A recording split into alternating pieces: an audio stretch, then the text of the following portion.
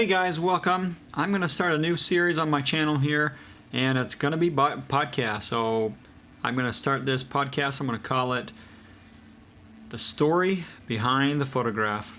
So I'm just going to kind of do this series for, I don't know, maybe some storytelling of some of the photographs I've made over the years, as well as getting into some technical things, and also just kind of tell my story on, my photography story. So I figured it's a good way for you guys to maybe listen or hear some of the adventures I've been on. So I hope you guys will join me along for this, and feel free to subscribe and like and comment, give me a rating, whatever you do on podcasts. I have no idea. It's my first one, so let's jump into it. I'm going to start to kind of give you a backstory, a little history of how I got started into photography, and then we're going to jump into one of the first photographs or set of photographs that I was actually really pretty proud of that I made. So back in 2000, I would say 11 or so, I actually got started on the Google Plus network.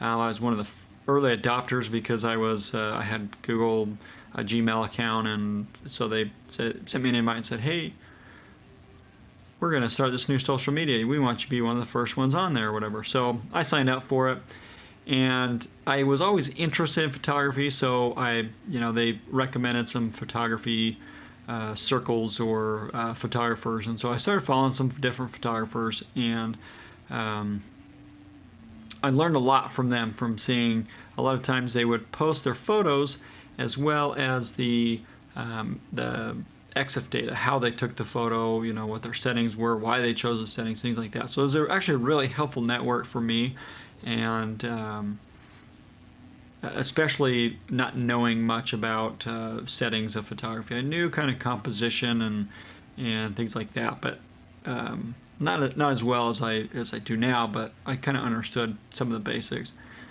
So anyways, I talked to my wife for probably over a year and was like, "Oh, I need to get a camera. I need to get a real camera." I was using a point and shoot, like a Canon ELPH point and shoot, or my cell phone a lot of the times.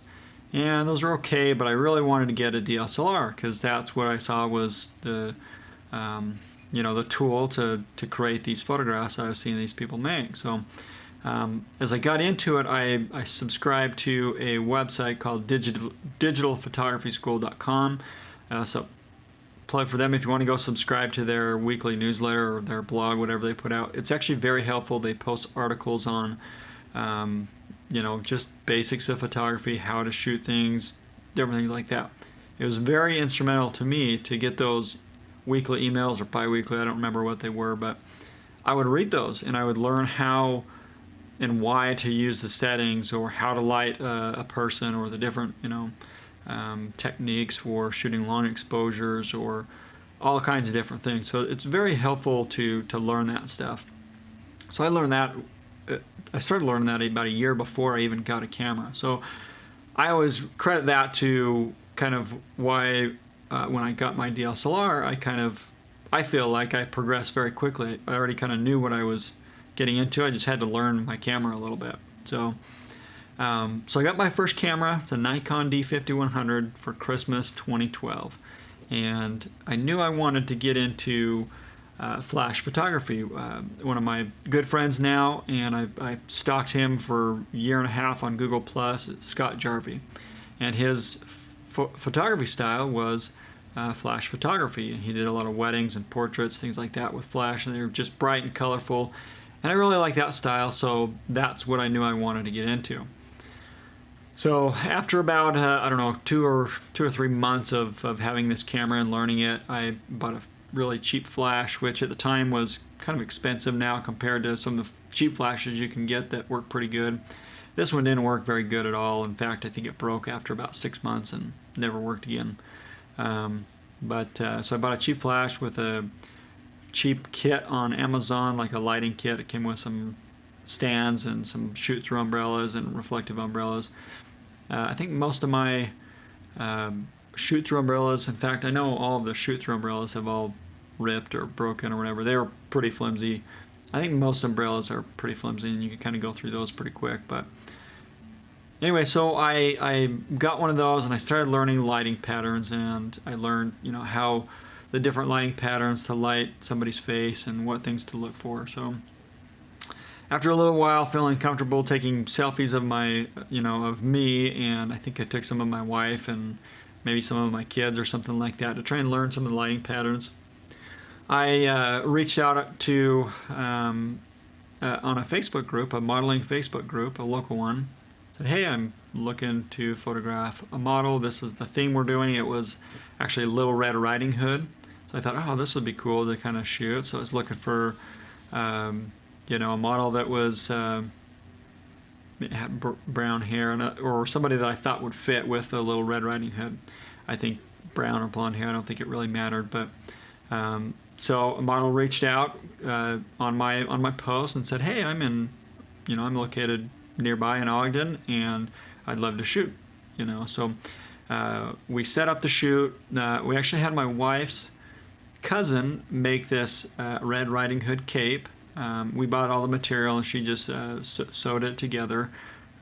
We actually still have the cape, and I probably will. I intend on using it for another shoot someday, but we still have that.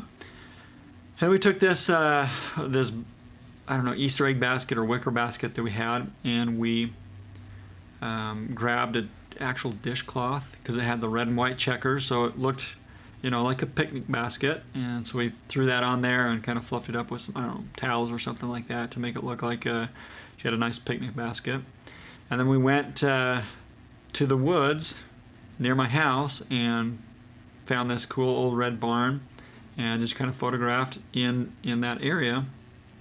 I really didn't have an idea of what I was doing other than I knew kind of the settings that I was doing. I didn't know posing at all with models and stuff, so it was actually great to work with somebody that had a little bit of experience modeling and posing, and Keisha was a great example of facial expressions and posing. So she kind of made it easy. So if you're getting into shooting models, maybe find somebody that has a little bit of experience so that it's a little more comfortable for you, and you can they always prefer to have some direction, but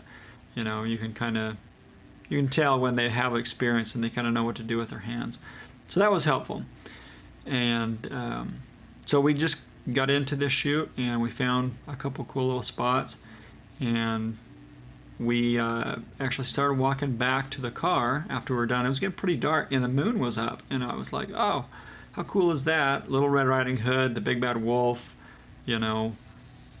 there's a full moon up. Let's try and get this shot of the moon. So this last photo here has the moon, and she's kind of looking up at the moon.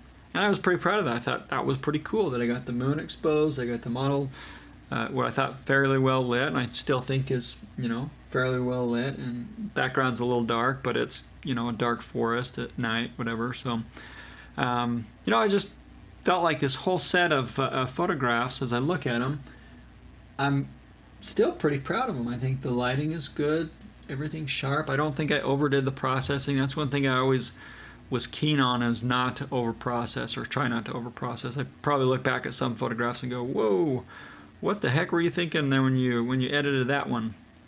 But I never try to overdo the skin or make it look too soft or do the zombie eyes or anything like that. So I was pretty proud of this photograph or this set of photographs, and like I said, I still am. So that's kind of the story behind this photograph or this set of photographs, and I hope you guys enjoyed this.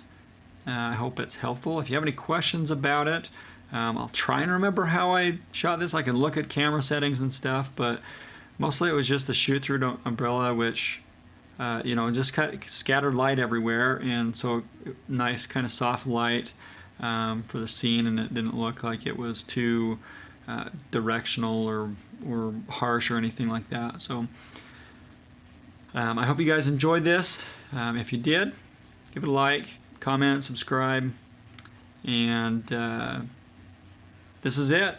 That's the story behind the photograph. Till next time. Thanks, guys. Bye.